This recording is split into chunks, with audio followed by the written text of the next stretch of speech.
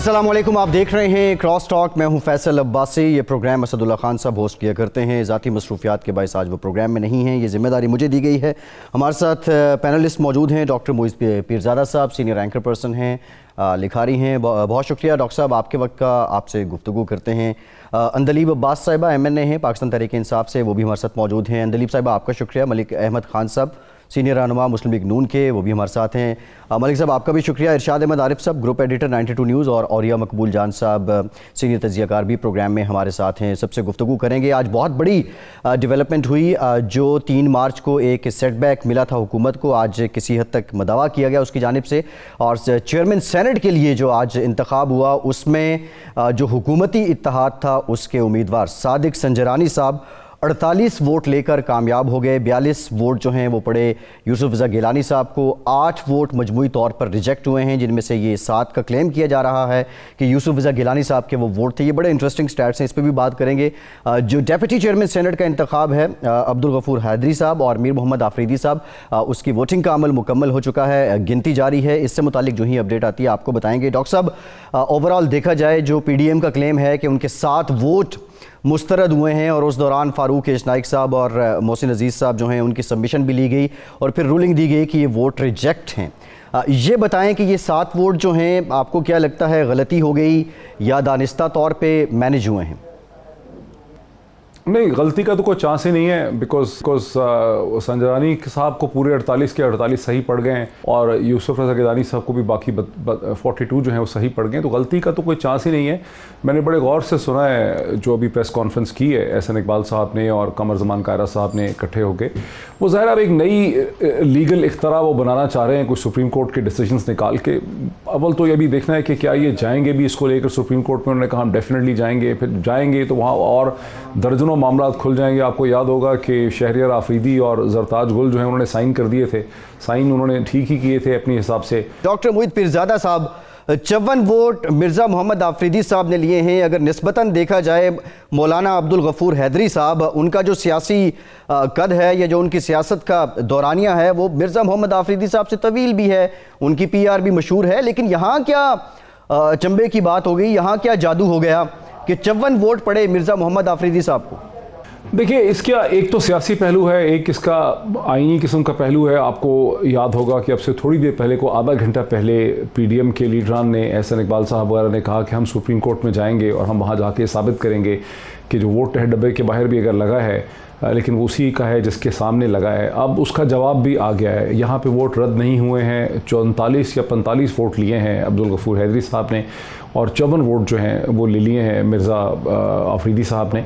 तो एक तो इसका जवाब वहाँ पे मिल गया क्योंकि वही ऐवान है, वही हाउस है, वही वोटिंग कॉलेज है, इलेक्टोरेट है, उसने 1 घंटे के वक्फे से 2 किस्म का वोट दिया है। अब ये बात जब इसको रखा जाएगा सामने किसी भी कानूनी फोरम में तो ये बात वाज़ेह हो जाएगी कि जिन 7 लोगों ने डब्बे से बाहर करके वोट डाला है, दर हकीकत सीक्रेट बैलेट में उनकी इंटेंशन नहीं थी, उनका इरादा नहीं था जनाब यूसुफ रज़ा गिलानी साहब को वोट डालने का। बिकॉज उन्हीं लोगों ने बाद में जब वोट डाला है मोर और लेस, तो आपने देखा है कि उन्होंने भी PDM के कैंडिडेट को वोट अपने नहीं डाला और उन्हें, तो एक तो ये चीज़ वहाँ पे आ जाती है। जी जी। दूसरा इसका एक सियासी पहलू है जो थोड़ा सा ट्रबलिंग है। वो ये है कि अगर अब्दुल गफूर हैदरी साहब यहाँ पर कामयाब होते तो कम से कम PDM को कुछ ना कुछ आज के दिन में मिलता। अब उनकी एक तरह से जो ह्यूमिलिएशन है, पॉलिटिकल या रिवर्सल है, वो उनके लिए खासा शदीद हो गया है और PDM के रैंक्स में यहाँ पर आपको अब इस ह्यूमिलिएशन या शिकस्त के बाद ज़्यादा इत्तेहाद नज़र आएगा। अगर अब से 1 घंटा 2 घंटा पहले ये शक था कि शायद पीपल्स पार्टी और JUF इतने गुस्से का मुजाहरा ना करें जितना कि PMLN मसलसल कर रही है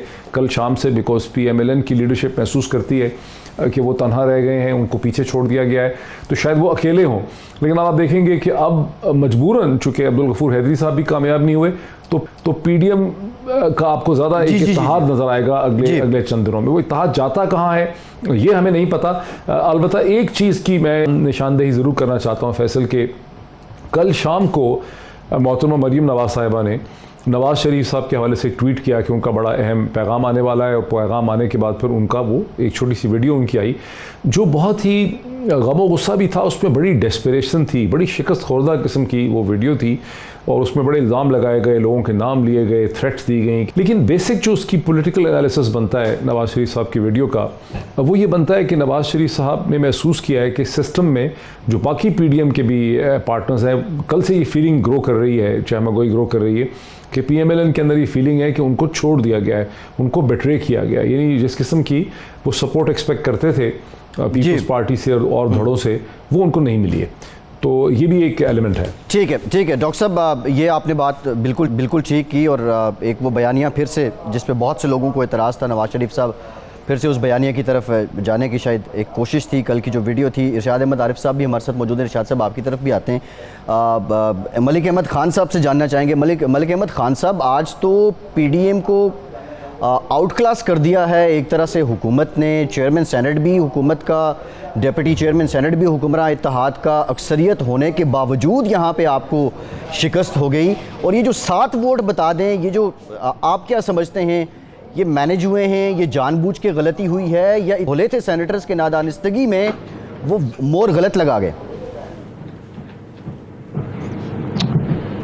जी बहुत शुक्रिया फैसल आपका। देखें, ये तो बड़ी मेरे मुशाहिदे में इस तरह की जो रिजेक्शन है वोट्स की, ये गालिबन अपनी नोयत का पहला ऐसा वाक़या तो कभी किसी यूनियन काउंसिल के काउंसलर के इलेक्शंस में, जहाँ पे बेसिकली जो रिटर्निंग ऑफिसर्स होते हैं वो आप देते हैं कभी किसी एक्सियन साहब के ऑफिस से किसी को लेकर जो कि किसी रिस्पॉन्सिबिलिटी पर होते हैं, जिनकी को प्रॉपर इस तरह से ओरिएंटेशन नहीं होती और प्रॉपर वो 1-2 दिन की ट्रेनिंग के साथ ही काम करते हैं। लेकिन सेनेट ऑफ पाकिस्तान, जो कि पाकिस्तान का सबसे बड़ा ऐवान है, और उसके प्रिजाइडिंग ऑफिसर की तरफ से इतनी ब्लेटेंट, इतनी एब्सोल्यूट निगेशन ऑफ द, जो कि एक सेटल्ड, एक मुसल्लमा, एक बिल्कुल इस तरह जैसे सूरज के साथ रोशनी है और रात को अंधेरा होता है, इस तरह की बात। यानी आपने इंटेंशन ऑफ वोटर को, और फिर जो आपके पास हदायतनामा है उसके अंदर सिर्फ खाने का जिक्र है, और खाना आपने एक्स्ट्रा ब्लॉक बनाया नहीं हुआ, उसके अंदर एक ही ब्लॉक के अंदर नाम लिखे है और नाम के ऊपर वोट लगे, आपने उसको रिजेक्ट कर दिया। तो इससे ये धांधली नहीं है, ये डाका है। ये तो बिल्कुल एक किस तरह का, यानी जीत कोई गया, ऐलान किसी का हो गया।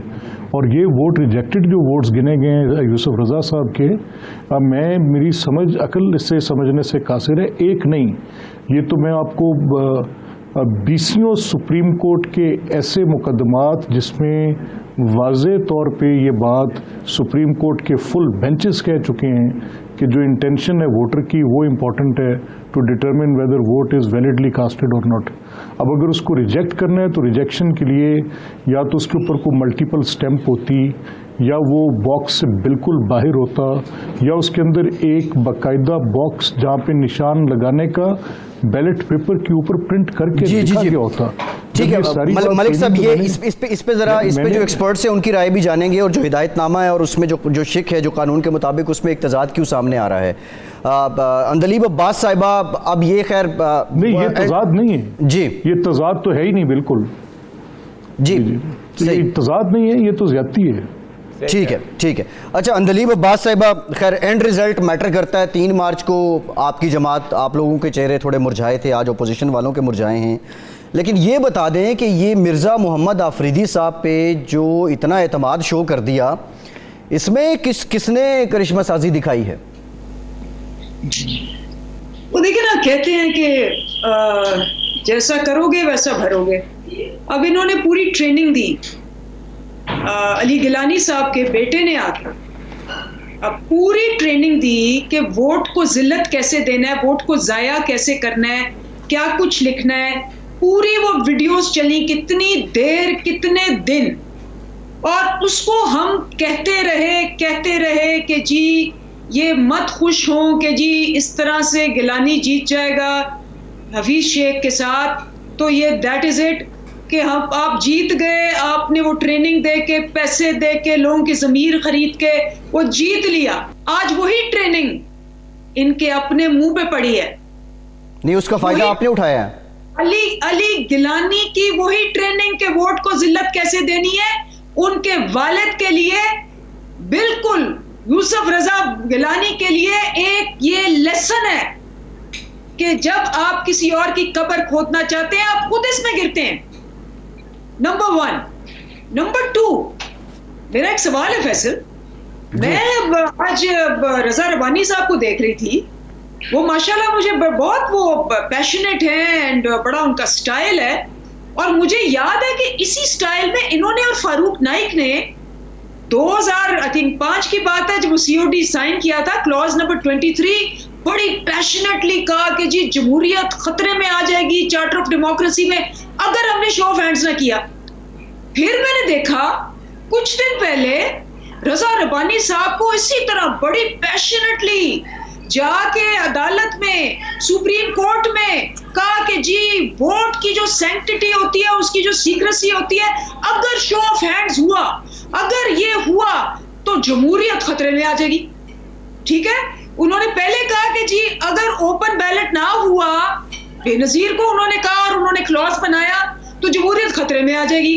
फिर अब उन्होंने सुप्रीम कोर्ट में कहा कि जी अगर ये जी अंदलीब साहिबा जरा ब्रेक के बाद बात करेंगे। इरशाद साहब और ओरिया साहब से जानेंगे जो फारूक नाइक साहब और मोहसिन अजीज साहब की सबमिशन जो वहाँ पे हिदायतनामा लिखा गया था वोट कास्ट करने के लिए, उसमें जो फ़र्क आ रहा है, अब ये कितना PDM का जो नैरेटिव है उसको सपोर्ट करेगा। ब्रेक के बाद बात करते हैं, हमारे साथ रहिए।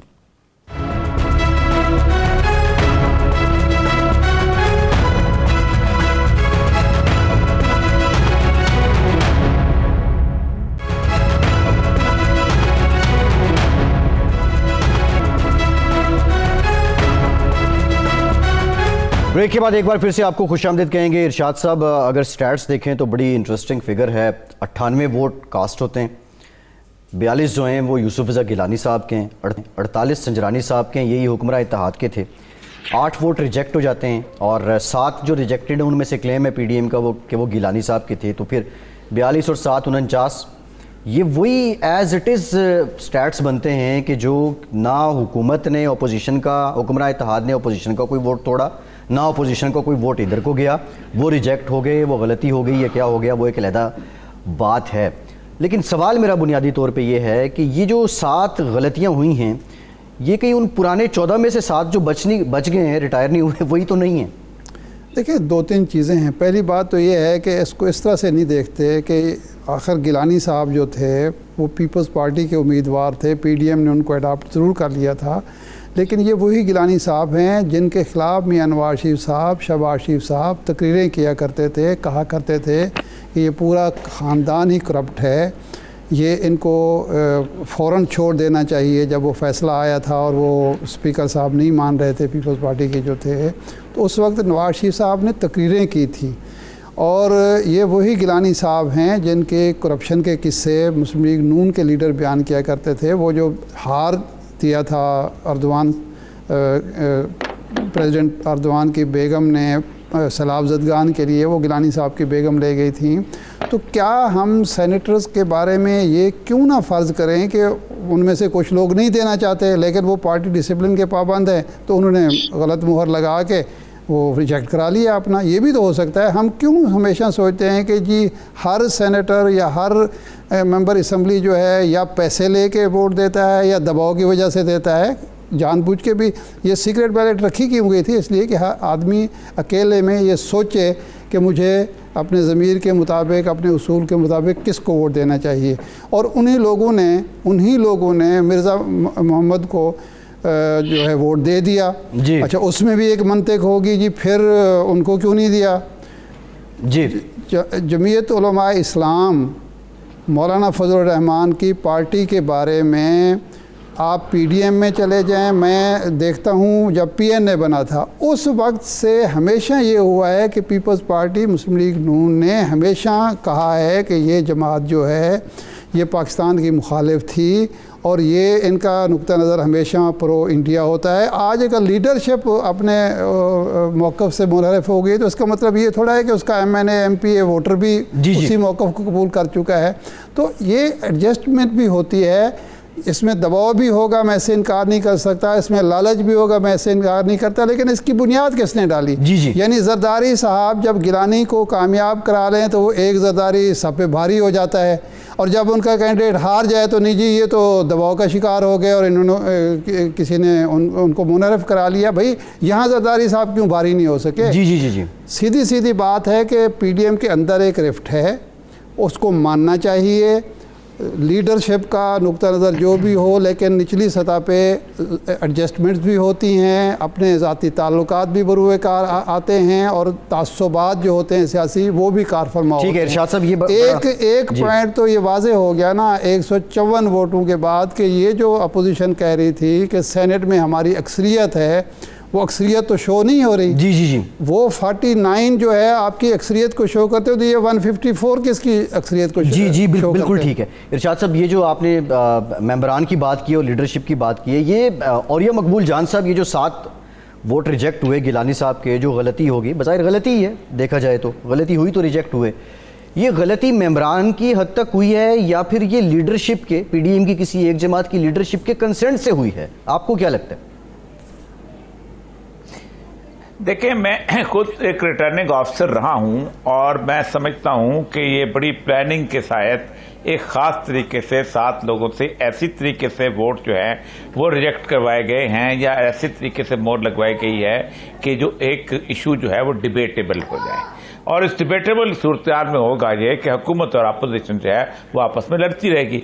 मतलब नॉर्मली होता ये है कि आप जिस वक्त किसी जगह पे आप एक बेल पे मोहर लगाते हैं, तो खाने में मोहर लगाते हैं, तो कहा जाता है कि जो आप उसके दोनों को यूं करके तय करें ताकि अगर उस मोहर जो है वो गीली रह जाती है तो उसका निशान अगर पड़ता है तो उसी वोट वाले उस पे नाम पे आए, ताकि आपकी इंटेंशन जो है वो नजर आए कि आप किसको वोट देना चाहते थे।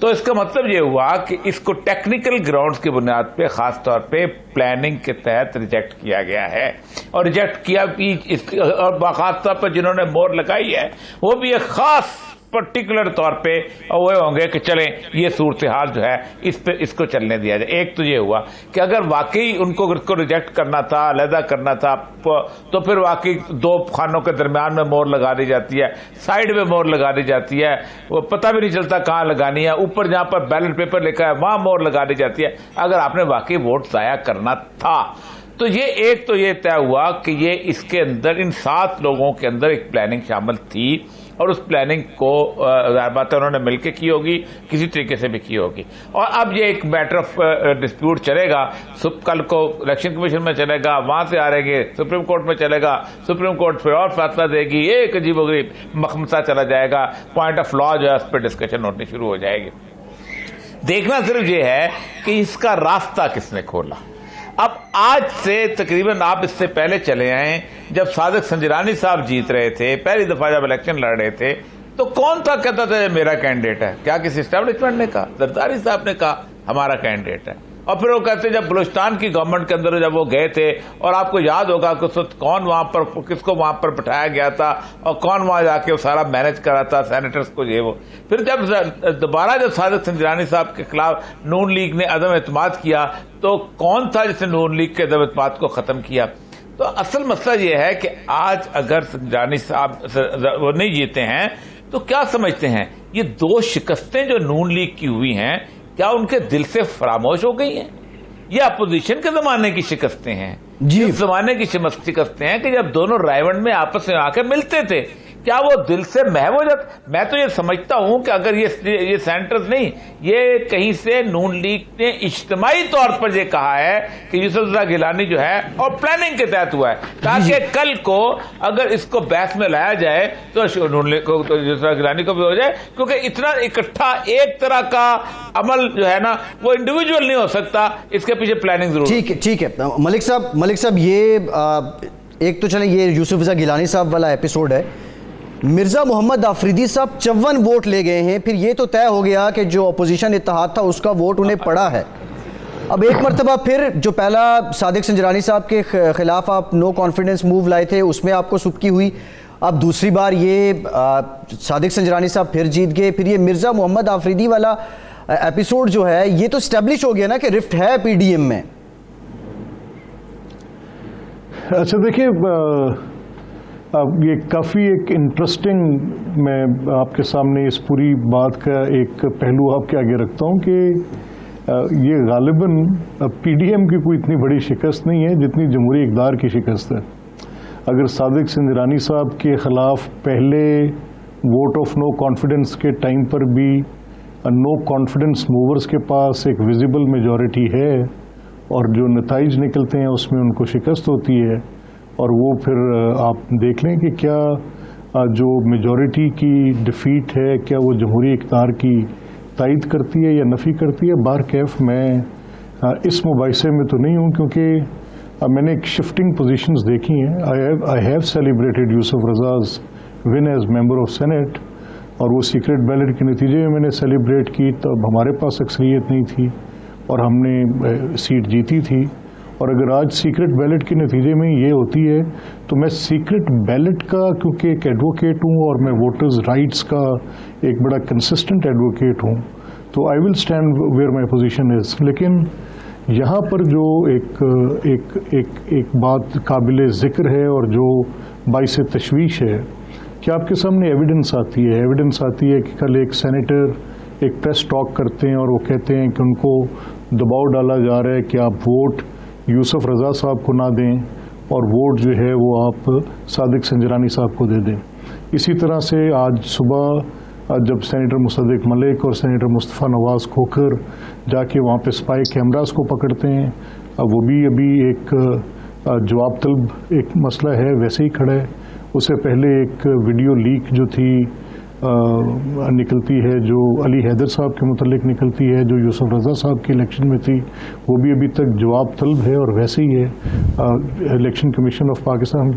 मुझे लग ये रहा है कि जमहूरियत और जमहूरी इक़्तिदार के ऊपर एक ऐसा मुसलसल ये बहुत ज़्यादा रियल पॉलिटिक और प्रैग्मेटिज्म से बात आगे चलेगी जी और वो इस हद तक आगे जा रही है कि एक आम शहरी के तौर पे जब हम देखेंगे तो हमें लगेगा कि इस पूरे निज़ाम के ऊपर से गालिबन लोगों का एतमाद उठाए जाने की तरफ कोई एक शौरी कोशिश की जा रही है। कौन कौन इसमें किरदार हैं ये तो वक्त तय्यन करेगा। जी ठीक। अंदलीब साहिबा, शिबली फराज साहब ने कहा था कि हर हरबा इस्तेमाल करेंगे। ओपोजिशन आज ये जो कैमरों वाला सिलसिला है ये बड़ा कच्चा खेल किसी ने खेला, इसको उसके साथ जोड़ भी रही है। तो ये किसने लगाए कैमरे? आपको क्या लगता है? आप तो ओपोजिशन पे इल्ज़ाम लगा रहे हैं, लेकिन ओपोजिशन का तो वहाँ कंट्रोल नहीं है, और इसकी ज़रूरत क्यों पेश आई? सबसे पहले तो मुझे जिसको कहते हैं ना, हैरत आती है कि ये समझते हैं कि लोग बिल्कुल ही बेवकूफ़ हैं, मतलब उनको कल की बात याद नहीं है। ये वो हैं जब हम बिल लेके आए अक्टूबर में, और ये भी आप नोट कर लें अक्टूबर में बिल लेके आए हैं, क्योंकि अभी ये पूरे 40 मिनट झूठ बोलेंगे कि नहीं बिल तो आया ही नहीं, हमसे डिस्कस ही नहीं हुआ, जल्दी जल्दी में बैठ के कंसल्टेशन करते। बिल लेके आए हैं तो इनकी जमात वहां उठा के तस्वीर शहबाज शरीफ की आ गई, उन्होंने खुर्शीद शाह की उठाई थी पीपल्स पार्टी में, और इन्होंने अवामी इशू क्वेश्चन आवर को होने ही नहीं दिया। उन्होंने कहा जी हम बिल नहीं डिस्कस करेंगे, अवामी इश्यूज नहीं डिस्कस करेंगे, पहले हमारे ये दो बंदों को बुलाएं फिर हम कोई बिल पास होने देंगे। वो एनआरओ वाली कैफियत जो हमेशा इनकी होती है। अक्टूबर में बात करें, उसके बाद इन्होंने हमें अपोज किया इलेक्शन कमीशन में, सुप्रीम कोर्ट में। आज बैठ के कह रहे हैं बड़े मजे से, बड़े प्यार से कि जी ये जो शो ऑफ हैंड्स है, ओपन वोटिंग, ये जो सीक्रेट वोटिंग है, ये हम वोटर राइट्स के ऊपर है।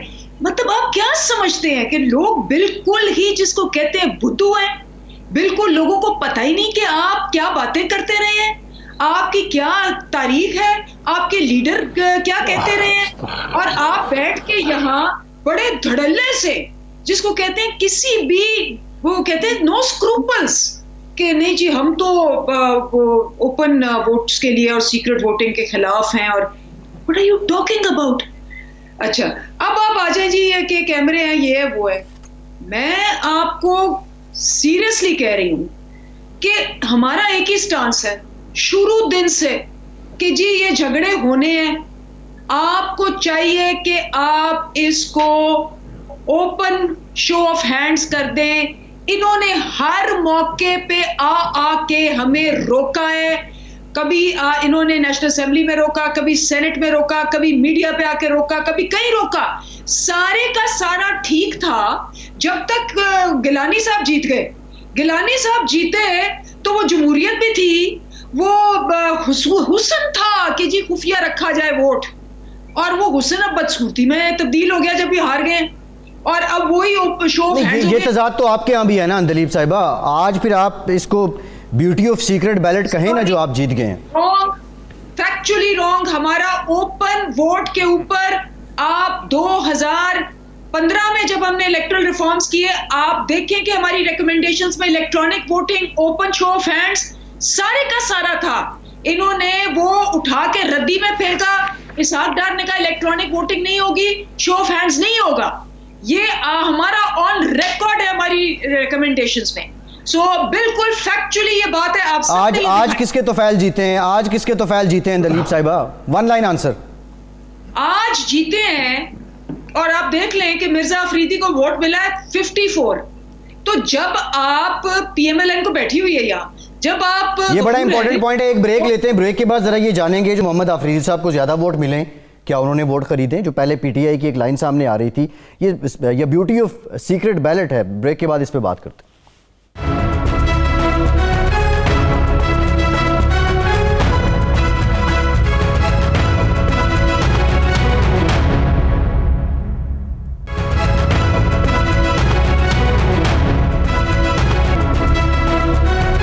ब्रेक के बाद एक बार फिर से आपको खुशामदीद कहेंगे। इरशाद साहब, ये वैसे तो बड़ा तजाद एक नज़र आता है पीटीआई के उसमें भी सीक्रेट बैलेट को लेके, लेकिन फ़र्ज़ कर लें नून लीग के जो लोग हैं, अगर आज उन्होंने मिर्ज़ा अफरीदी साहब को वोट दिया, या वो वोट जो रिजेक्ट हुए यूसुफ रज़ा गिलानी साहब के साथ, उसमें वो नून लीग के वोट हैं, तो ये मैसेज क्या है फॉर दी जरदारी साहब?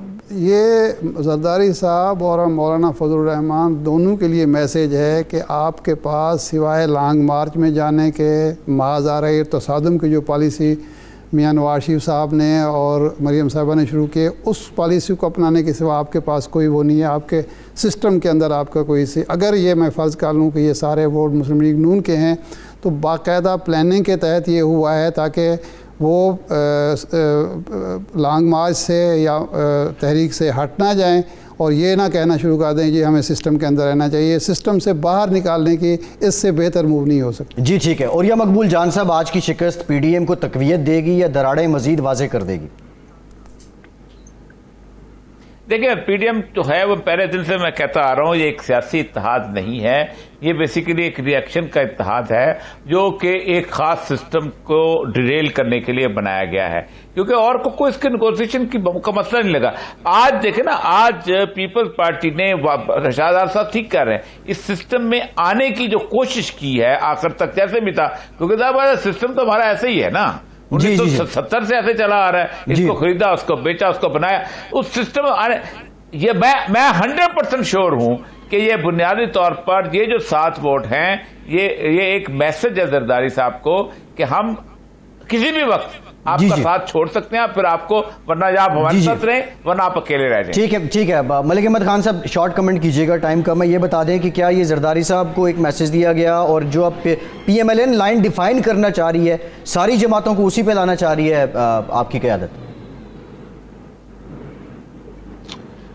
अच्छा नहीं, देखिए फैसल, मेरा तो बड़ा इस पे बड़ा मुख्तसर सा, आपको वक्त की भी किल्लत है, जवाब ये कि पीडीएम की जो तख्लीक थी वो वाज़े तौर पे ऑप्रेसर अगेंस्ट ऑप्रेस्ड की एक पूरी मूवमेंट है। ये ऑपरेशन रियासत के निज़ाम में, चाहे उसमें इमरान खान और उनकी पूरी टीम सिस्टम का हिस्सा बन के टूल बन जाए, बहरहाल एनीवेज उसमें चाहे नैब हो, उसमें कुछ भी हो, तो ये पीडीएम की तहरीक जो है, ये बुनियादी तौर पे तो उसकी एक वन लाइनर जवाब तो यही है। जी ठीक है। लास्ट कमेंट, शॉर्ट कमेंट कीजिएगा अंदलीब साहिबा। विक्ट्री आज की आपकी है, लेकिन पीटीआई ने अब इससे सीखा क्या है जो गैर यकीनी सियासी सूरत हाल पिछले 2.5 सालों में मुल्क में है? देखिए, ये पूरी अभी भी कोशिश करेंगे। इन्होंने कसम खाई है एनआरओ ना जाए, और ये आगे भी करेंगे। ये ब्लैकमेल करने की हमें कोशिश करेंगे, मुख्तलिफ हरबे अपनाएंगे, लेकिन इंशाल्लाह पाकिस्तान इनके डिस्पाइट आगे जाएगा और इनको एनआरओ नहीं मिलेगा। जी ठीक, अंदलीब साहिबा, टाइम खत्म, बहुत शुक्रिया। अंदलीब अब्बास साहिबा, मलिक अहमद खान साहब, इरशाद आरिफ साहब, ओरियम कबूल जान साहब, आज के प्रोग्राम से इतने।